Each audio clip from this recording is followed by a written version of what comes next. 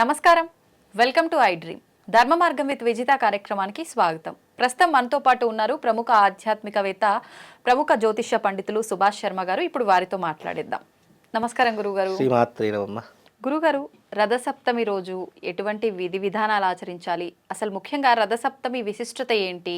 ఆ రోజు ప్రత్యేకించి ఏ దైవాన్ని ఆరాధించాలి? రథసప్తమి రోజు దానాలు కూడా చేయాలని అంటుంటారు. ఎటువంటి దానాలు చేయాలి? అవన్నీ కూడా తెలియజేయండి. తప్పకుండా తెలియజేస్తాను. ముందుగా ప్రేక్షకులందరికీ శ్రీమాత్రే నమః, శ్రీ గురుభ్యో నమః. సప్తాశ్వరథమారూఢం ప్రచండం కశ్యపాత్మజం శ్వేతపద్మధరం దేవం తం సూర్యం ప్రణమామ్యహం. సూర్యనారాయణాయ నమః. రథసప్తమి అనేటటువంటిది చాలా అద్భుతమైనటువంటి యోగ ఘట్టము. అంటే సూర్యుడి యొక్క తేజస్సు ఆవిర్భవించినటువంటి రోజు, సూర్యుడి యొక్క జన్మకారకమైనటువంటి రోజు కూడా రథసప్తమి అని చెప్తాం. అంటే మాఘమాసంలో సప్తమి రోజున సూర్యుడు ఆవిర్భవించినటువంటి రోజు అని చెప్తూ ఉంటాం.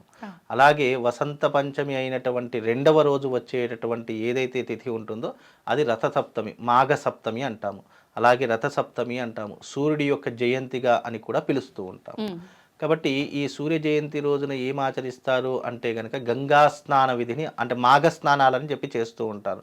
అంటే అప్పుడే చలి అనేటటువంటి తగ్గుముఖం పట్టేటటువంటి అవకాశము, సూర్యుడు వెచ్చదనాన్ని నింపుకునేటటువంటి అవకాశాన్ని చేయవలసినటువంటి విధానమే ఈ యొక్క రథసప్తమి.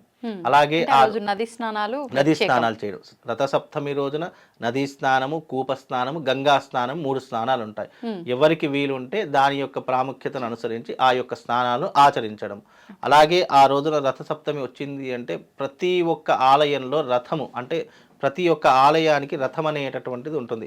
ఆ రథసప్తమి రోజున రథాన్ని తీసేటటువంటి అవకాశము కూడా ఏర్పడుతూ ఉంటుంది.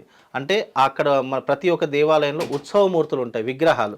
ఆ ఉత్సవమూర్తి విగ్రహాలను రథం మీద తీసుకుని వెళ్ళి ఆ ఊరేగింపుగా తీసుకుని వెళతారని కూడా ప్రతీక.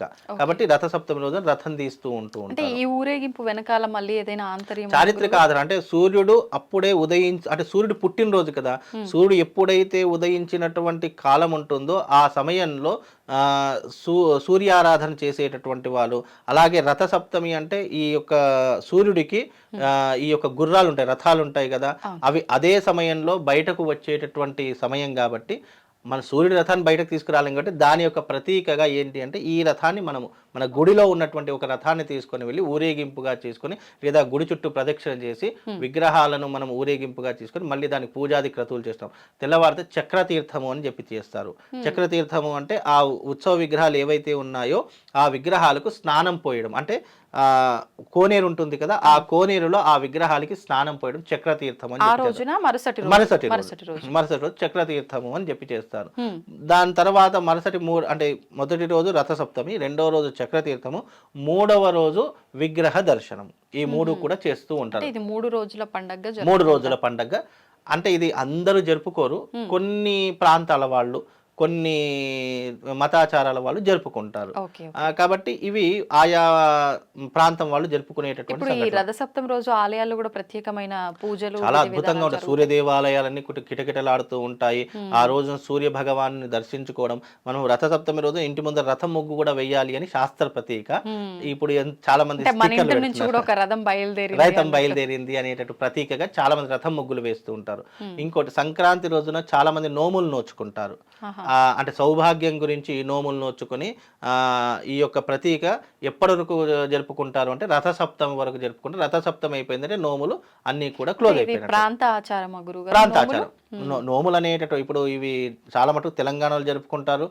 ఎక్కువగా బ్రాహ్మణులు, వైశ్యులు వీళ్ళు చాలా ఎక్కువగా జరుపుకునేటటువంటి పండుగ నోములు నోచుకోవడం. ఇది సౌభాగ్యం గురించి నోచుకుంటారు. అంటే సంక్రాంతి కీడు దినము అనేటటువంటిది ఉండకూడదు అని చెప్పి చాలా మంది విశ్వసిస్తుంటారు. ఆ రోజున కుండలు దానం ఇవ్వడము, లేదు అని అంటే గనక పాత్రలు దానం ఇవ్వడము, దానితో పాటు ఈ నోములు సౌభాగ్యానికి సంబంధించిన పసుపు కుంకుమ అక్షంతలు వేసి ఈ నోములు ఇస్తూ ఉంటారు. అది స్త్రీ యొక్క సౌభాగ్యానికి ముడిపడి, అది సంక్రాంతి రోజున మొదలవుతుంది, రథసప్తమి రోజున ఎండ్ అవుతుంది ఈ నోములు ఇచ్చేటటువంటి పద్ధతి. అప్పటి వరకు నోములు నోచుకుంటూ ఉంటారు. దగ్గరలో ఉన్నటువంటి వాళ్లకు ఒక 5 మందికి ఇచ్చిన తర్వాత అవి ప్యాకింగ్ చేసి బంధువులకు బై పోస్ట్ ద్వారా, కొరియర్ ద్వారా నోములు పంపిస్తూ ఉంటారు. ఎందుకంటే అప్పుడు మనకు ఆచారం ఎలా ఉండేదంటే కుటుంబ సభ్యులు కానీ బంధువులు కానీ ఒక ఊర్లో ఉండేటటువంటి వాళ్ళు, అది ఊరు వరకే పరిమితమైంది. ఎప్పుడైతే ఊర్లో ఉన్నటువంటి జనాలు నలుమూలలా విస్తరించడం మొదలయ్యిందో సెల్ ఫోన్లు, అలాగే ఈ కొరియర్లు వీటి ద్వారా నోములు పంపించుకునేటట్టు పద్ధతి. అంతేందుకు రాఖీ పండుగ వస్తే రాఖీలు కూడా బై పోస్ట్ ద్వారానే పంపిస్తున్నారు. నిజంగా ఈ సాంప్రదాయం కరెక్టే అంటారా? కాదు, అంటే జనాలకు టైం దొరకదు కదమ్మా. ఇంకోటి ఏంటంటే ఇది పరిగెత్తే కాలం, ఉద్యోగాలు ఉంటాయి, తర్వాత వచ్చేసి ఆఫీసులకు సెలవు ఇవ్వరు.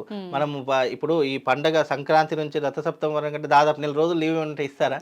ఇవ్వరు. కాబట్టి ఏంటంటే ఇవి ఆచారం అనేటటువంటిది మనిషి పెట్టుకున్నది కాబట్టి తరం మారుతున్న కొద్దీ, కాలం మారుతున్న కొద్దీ ఆచార వ్యవహారాలు కూడా మారుతాయి.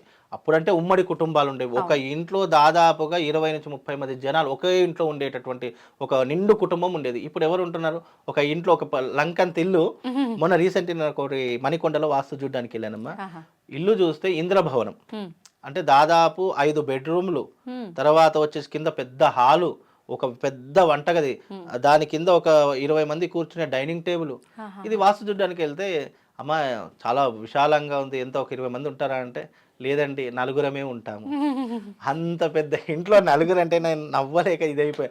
ఏంటి ఇంత పెద్ద లంకింత ఇంట్లో ఉంటే 4గురు అంటే నేను ఆశ్చర్యపోయా. అంటే ఇల్లులు విశాలంగా అవుతున్నాయి, పబ్లిక్ తగ్గిపోతూ వస్తుంది, అంటే బంధువు మీద తగ్గిపోతూ వస్తుంది.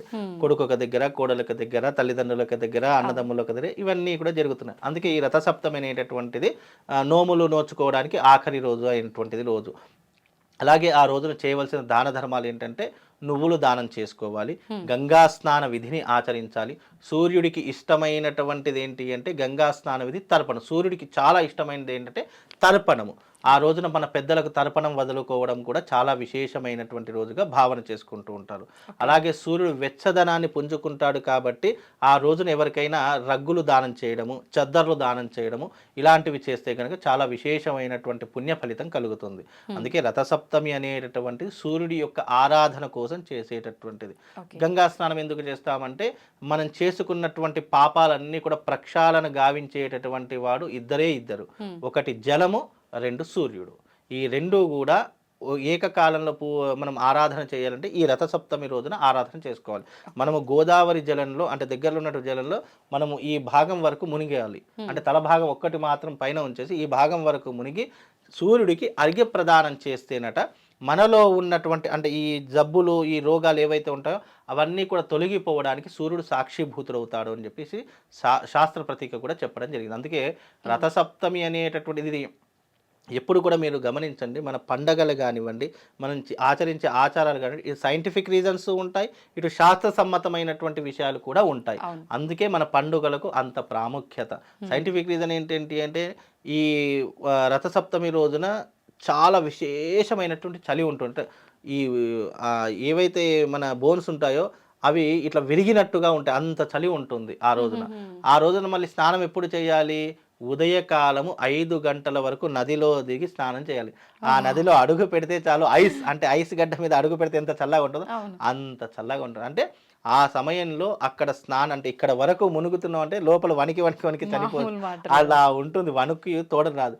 కాబట్టి ఆ సమయంలో అక్కడ ఇంతవరకు మునిగి సూర్యుడికి అర్ఘ్యం వదిలితే గనక మనకున్నటువంటి జబ్బులు. ఇంకోటి ఏంటంటే వేడి నీటి స్నానం కంటే చన్నీటి స్నానం మనిషిని ఆరోగ్యవంతంగా ఉంచుతుంది. ఎప్పుడు కూడా హెల్త్ ప్రాబ్లమ్స్ రావు, హెల్త్ ఇష్యూస్ రావు. మనిషి ఆరోగ్యంగా ఉండడానికి చన్నీటి స్నానమే చెయ్యమని శాస్త్రం చెప్తుంది. అందుకే ఇప్పటికీ కూడా కొంతమందిని చూస్తే ఇప్పటికీ మా కుటుంబంలో మా పెద్దవాళ్ళు ఉన్నారు, ఇప్పటికీ కూడా చన్నీటి స్నానమే. అంటే దేవాలయానికి వెళ్ళేటప్పుడు వాళ్ళు ఉదయం 4 గంటలకు దేవాలయం తీస్తారు. మా అన్నయ్య కూడా ఇప్పటికీ కూడా చన్నీటి స్నానం, వయసు 40 సంవత్సరాలు, ఇప్పటికీ కూడా చన్నీటి స్నానం చేస్తారు. ఇప్పటి వరకు తన శరీరం మీద వేడి నీళ్ళు పడలేదు. ఇప్పటికీ కూడా ఇప్పటికీ ఆరోగ్యంగా ఉన్నాడు. అంటే చన్నీటి ఏ కాలమైనా సరే, మేము చలికాలం రాగానే వేడి నీళ్ళు స్నానం చేస్తాం, ఎండాకాలం రాగానే చన్నీటి, అంటే కాలాన్ని బట్టి మనం నీటిని మార్చుకుంటాము. కానీ వాళ్ళు అలా కాదు, ఇప్పటికీ కూడా చన్నీటి స్నానము శరీరాన్ని చాలా దృఢంగా ఉంచుతుంది. అందుకే చన్నీటి స్నానం చేయమని చెప్తుంటాము. అలాగే ఈ యొక్క రథసప్తమి అనేటటువంటిది మనము శివుణ్ణి ఆరాధన చేసుకోవడానికి. ఎవరైతే రథసప్తమి రోజున ఏకాదశి రుద్రాభిషేకం చేస్తారో వాళ్ళ జీవితంలో ఆ పరమశివుడి యొక్క అనుగ్రహం సంపూర్ణంగా దొరుకుతుంది అని విశ్వాసము. ఆ రోజున చాలా విశేషంగా 1,00,000 బిల్వార్చన చేస్తారు, సహస్ర బిల్వార్చన చేస్తారు. అంటే బిల్వదళాలు ఉంటాయి, 1,00,000 బిల్వాలు తీసుకొచ్చి శివుడికి అర్చన చేస్తూ ఉంటారు. కొంతమంది అంత బిల్వాలు దొరకనటువంటి వాళ్ళు సహస్ర బిల్వార్చన, ఇంకా సహస్ర బిల్వార్చన దొరకనటువంటి వాళ్ళు అష్టోత్తర బిల్వార్చన శివుడికి ప్రత్యేకంగా చేస్తారు. ఎందుకంటే సృష్టికి వెలుగు ఇచ్చేటటువంటి వాడు సూర్యభగవానుడు, ఆ సూర్యభగవానికి తేజస్సు ఇచ్చేటటువంటి వాడు పరమశివుడు. పరమశివుడు. కాబట్టి ఇది అంతర్గతంగా చాలా లోతుగా అర్థం చేసుకుంటే మనకు అర్థం. కాబట్టి అందుకే ఆ రోజున శివారాధన చేసుకుంటే విశేషమైనటువంటి పుణ్య ఫలితం కలుగుతుందని శాస్త్ర ప్రతీక. కనుక ఆ రోజున విశేషంగా ఇలాంటి దాన ధర్మాలు చేసుకోండి. అలాగే ఈ రకమైనటువంటి శివారాధన చేసుకుంటే పుణ్యము పురుషార్థం రెండు కూడా కలుగుతాయమ్మా.